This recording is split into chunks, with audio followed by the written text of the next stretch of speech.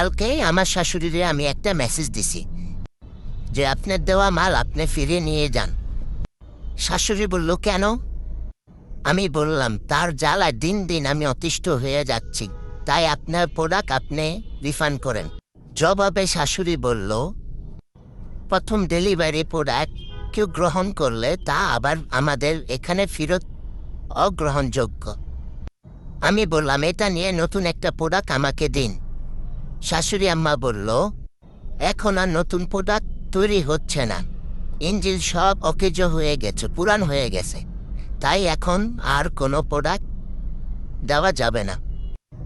তাই আগেরটাই ব্যবহার করতে শিখো, সব সহ্য করতে শিখো, আশা করি সব ঠিক হয়ে যাবে আস্তে আস্তে।